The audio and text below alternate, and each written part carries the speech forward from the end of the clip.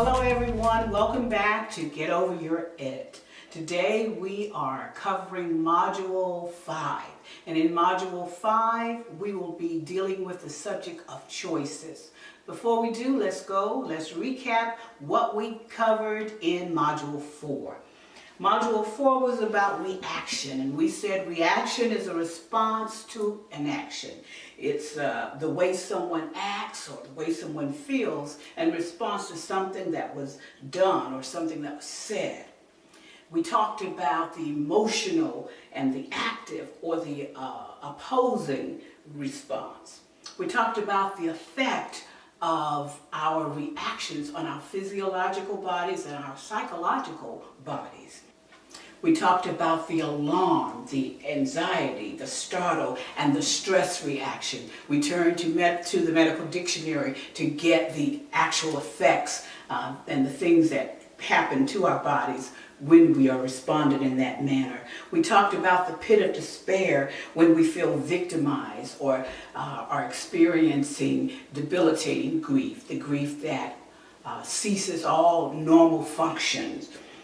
We discovered or just understood that we can question God when we sincerely are seeking solace, and that God is a gentle parent that loves us and delights in helping us. We then spent the rest of the time talking about the conditioned response and the relaxed response, and our exercise was around developing techniques for a conditioned response to trouble and to tragedy. So now we're ready for Module 5, choices. Did you know that every day and in every circumstance and situation we make choices? We make choices when we get up in the morning.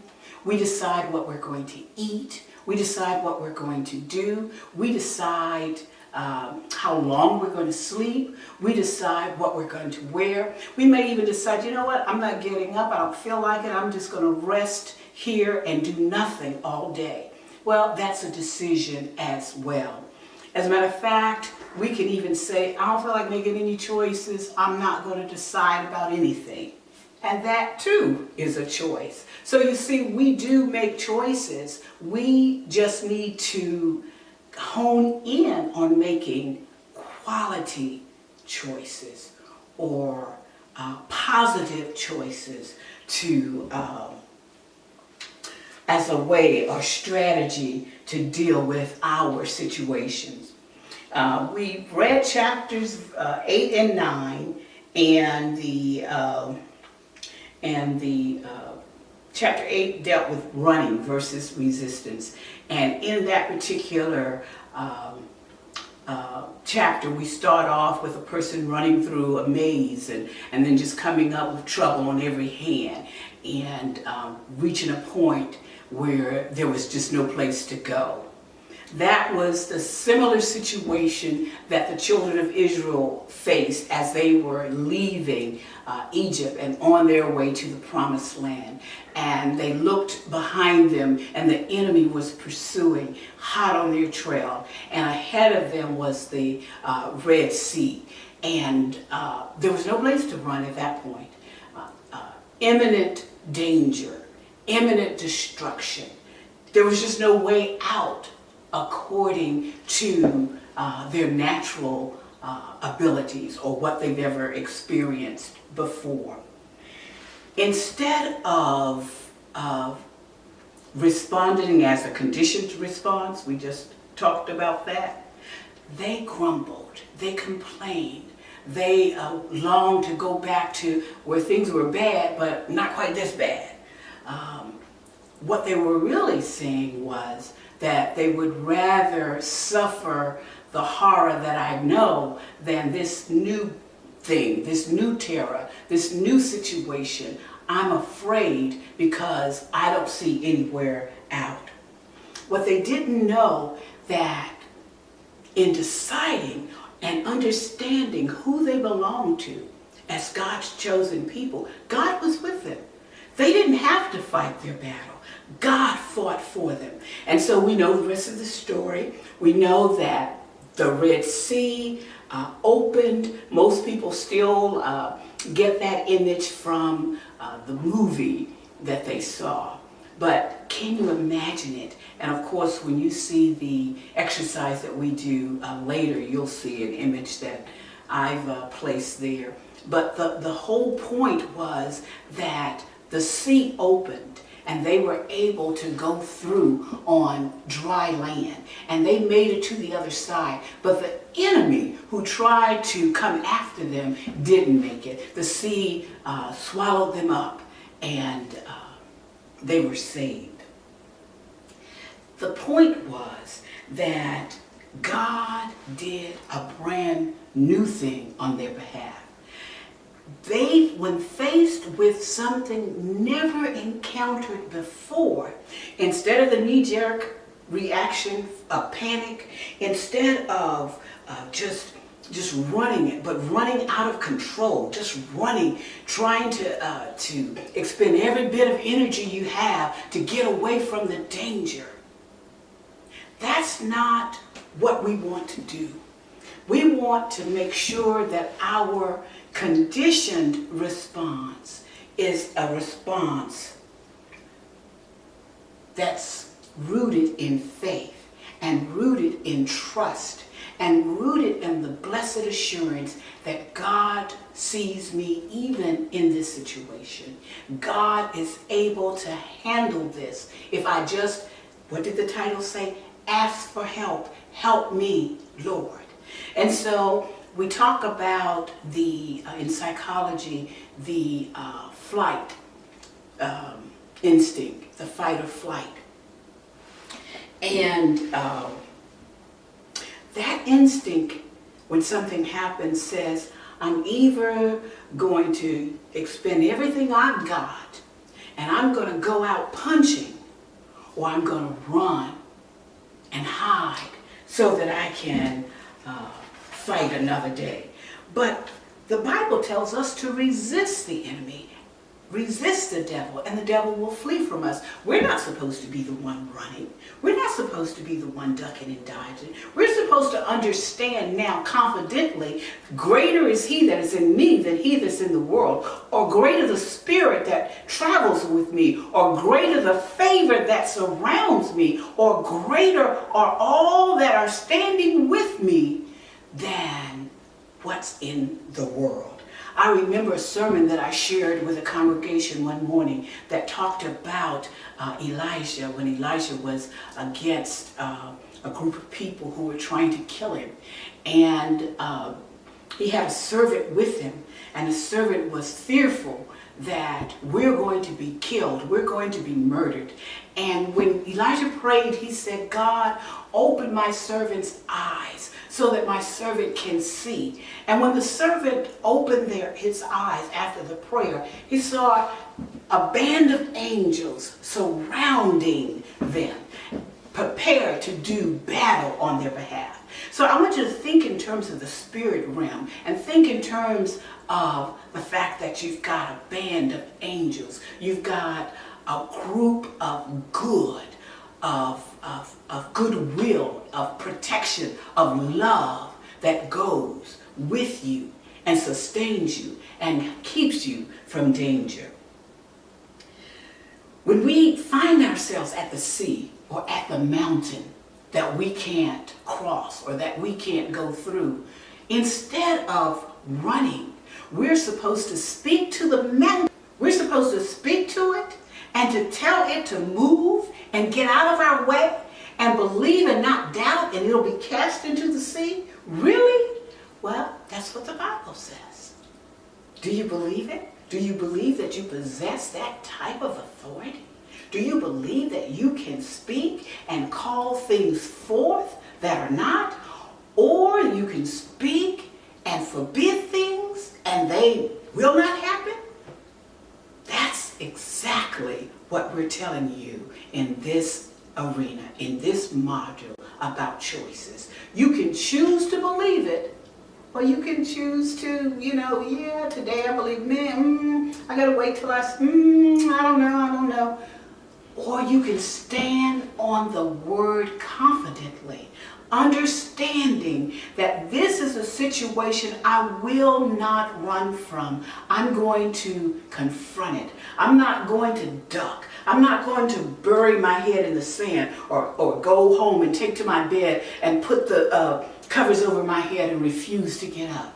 No, I am going to stand firm with the confidence that God is for me. So if God is for me, who can stand against me? We resist the urge to run away from the problem because we know that that running is out of fear. God has not given us the spirit of fear. God has given us power and a sound mind. So we cast out that fear. We get rid of doubt. We don't waver. We're believing today and not tomorrow. We're confident now, but not later on. We can do it for and stand firm for a day, but not 2 days. We can do it for a week, but don't expect a whole month. By that time, something should have happened. No. Timing is not up to us. Timing is not up to us to decide. This is something that happens in God's system. So when you have that spiritual sense of understanding that in due time things will turn around, so however long it takes, that's how long I've got to deal with this. That's how long I go through this. But I go through it. I have tools. I have things that I can employ, things that I can use to help me through this. We have not only power, but we have authority. Now, the authority that we have is the authority that says whatsoever we bind on earth is bound in heaven. Binding means whatsoever we forbid, whatsoever we say no to, whatsoever we say this is not going to happen. We have that authority. And whatsoever we loose or we set free on earth is loose and set free in heaven. So what do I mean by this? Am I saying that we can actually say this horrible thing is not going to happen? What I'm saying to you, and I want you to grasp this, that God has given us the power to speak certain things into existence. God has given us the power to turn circumstances and situations around. God has given us the power and the authority to see miracles and greater works that was done when Jesus was on earth to happen now. Now there's some spiritual laws, there's some principles, there's some things that people like to discuss, and they will share those principles, and they will let you know that there's a way to make certain things happen. There's a way to succeed. As a matter of fact, it's a secret, and I'll let you in on the secret. If you do this, and if you do that, and if you don't do this thing, then every time you're going to have exactly what you want. That's not what I'm saying. That's not the intent of this lesson.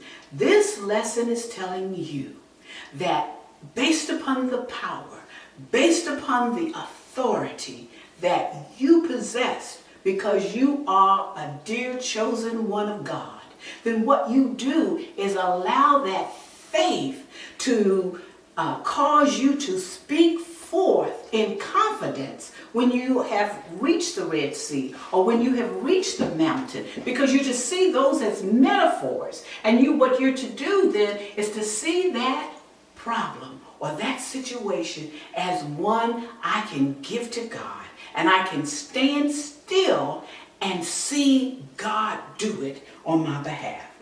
That second chapter that I asked you to read dealt with impetuous behavior versus being in sync.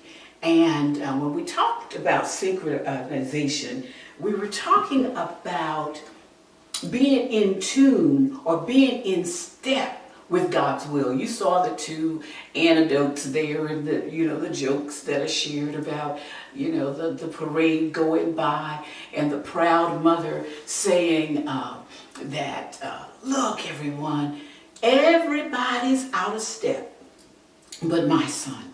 So the person is marching ahead and going on the counterbeat, or going in the wrong direction, or going on the upbeat when he should be downbeat.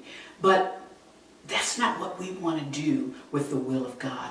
We want to get in sync. That means that we need to understand what the will is, or what that purpose is for our lives. So let me give you a practical example. Let's just say that we have a person in our lives, and I'll use the example of an upcoming, maybe a wedding, let's say wedding. And let's just say that this couple is preparing for the wedding. And the wedding is going to take place in a couple of months. But all along the way, there's just a little indication that things aren't as they should be. And that somehow we make excuses for it, we gloss over it, and things of that nature. As time gets closer, the groom ducks out.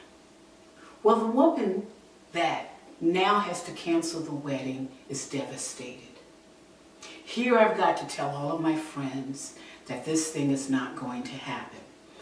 But all along, this person has been praying for her husband, has been praying for God's favor, has been praying for God's blessing, has been praying for a bountiful life, an abundant life, and they can't see with the person leaving that person is now off the scene to make room for the true person that she should marry. Now, we could have used another example, like a job that you didn't get, or a transfer that didn't happen, or something else that didn't go the way you thought it should. But in the meantime, you're faced with the pain of the disappointment, or the hurt, or the abandonment, or the grief, or the loss, and you feel that, why did this thing happen to me? Why did this person leave? Or why did this person betray my trust? As time goes by, that wound heals and you meet someone else, and then you're able to see in hindsight, oh my goodness, I'm so glad I did not marry that joker. Or, oh my goodness, I'm so glad I didn't get that job with that company that is now defunct, or they've gone bankrupt. Or, oh my goodness, I'm so glad we did not move there.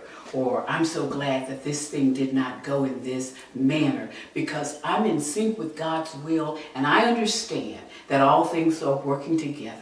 We talked about that yesterday. And so if I trust, and so if I'm in that perfect will, if I'm centered there, I'm not afraid when that seemingly painful, disappointing thing happens.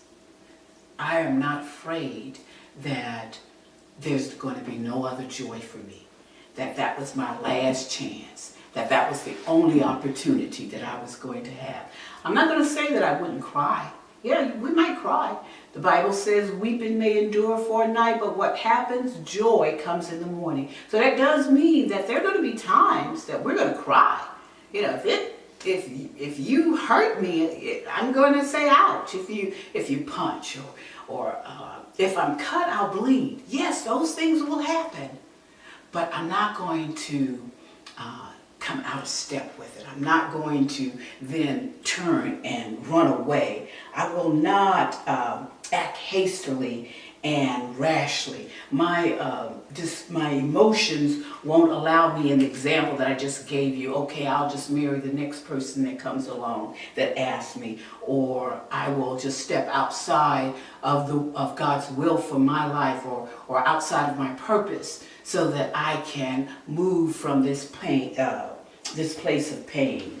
We looked at the story of Peter in that particular chapter, and of course we know that Peter was impetuous.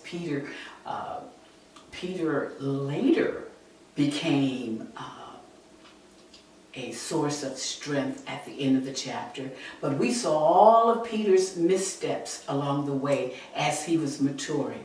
That's us. That's us as well.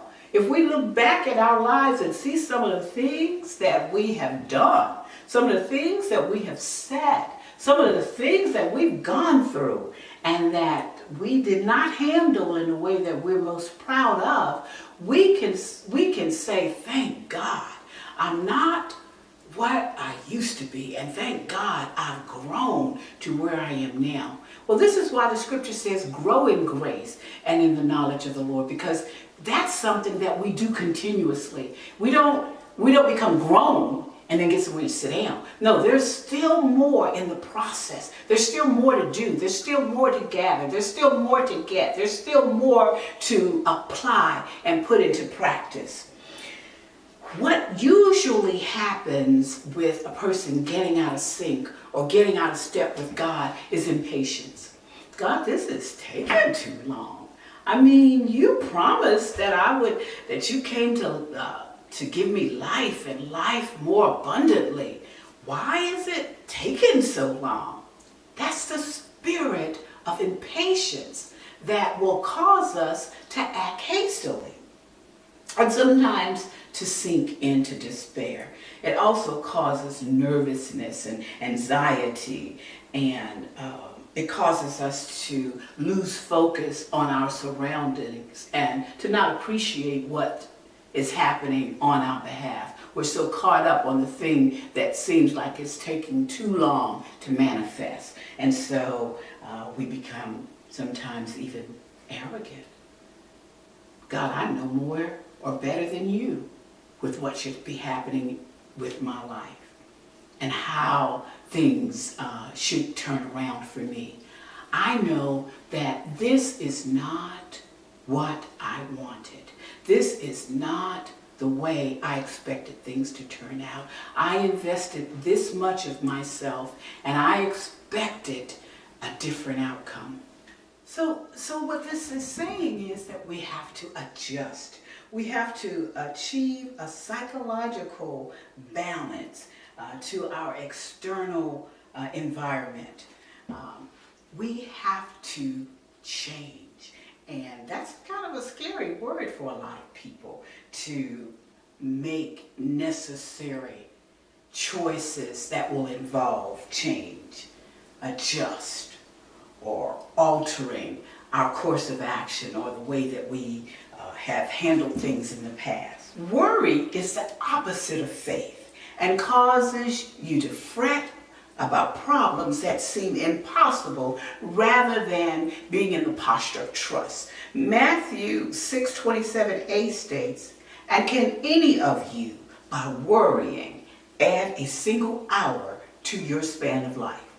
I think we all know the answer to that is no. You have been presented the case about making quality decisions, and you can make your choice. Don't allow problems to pile up until you are frustrated and overwhelmed, feeling like running away or you're out of step with the Lord. As soon as a problem, singular, arises, choose to give it directly to God. In this manner, you don't have problems, plural. Instead, each of them belong to God, who can handle them much better than we can. Choose to ask God in prayer, and it shall be given to you. Seek, you'll find. Knock, and that door will be opened. Choose to cast the whole of your care, all your anxieties, all of your worries, all of your concerns, once and for all on the Lord. Believe that God cares for you affectionately and cares about you watchfully. Choose to have unmovable faith and confidence in God's ability and willingness to help you and to carry you through whatever situation. Don't continue to struggle. Trust, knowing that anxiety and the fear of the unknown is not a good way to live your life. The spiritual law of intent and desire and the spiritual law of detachment work together. Let me read this to you.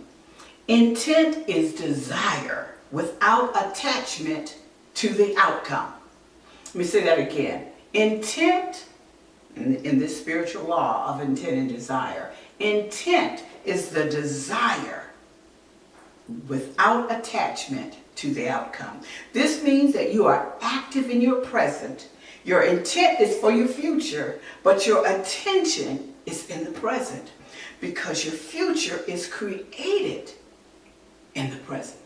The choices that you make today will affect the rest of your life. The choices and the decisions you make will affect your future. You have to accept, acknowledge, and fully participate in your present and intend towards or move forward to your future. You don't struggle with your present. You create your future with detached intention. Now, how can I detach myself from my intent in life, you might question? I'm glad you asked. I am happy to share this news with you. That's where the slogan, let go and let God, comes in. The spiritual law of attachment says in order to acquire anything in the physical universe, you have to relinquish your attachment to it.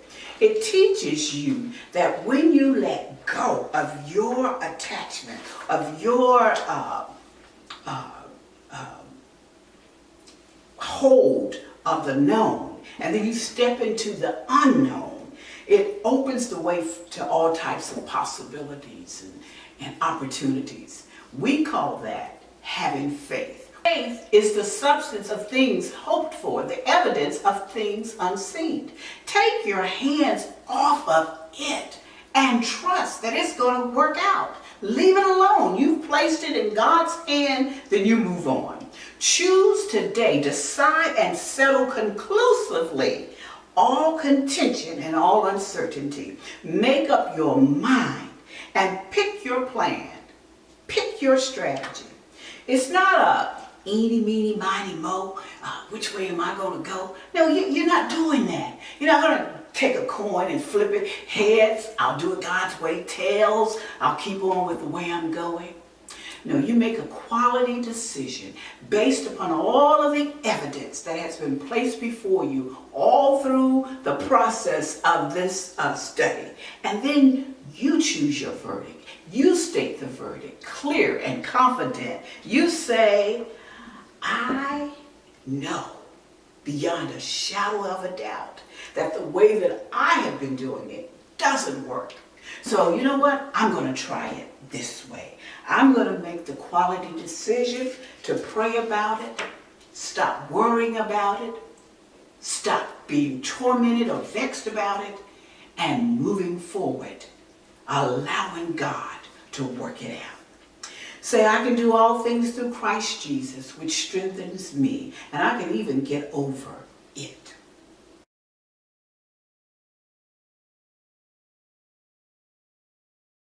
The next module is Tragedy to Triumph. Your homework is to read chapter 10, and we will discuss in that next module how we're to confront and how we're to deal with tragedy, to move beyond that and to live in a posture of triumph. I pray that you've been blessed by what we've done so far, and I ask God to continue to speak to your heart as you get over your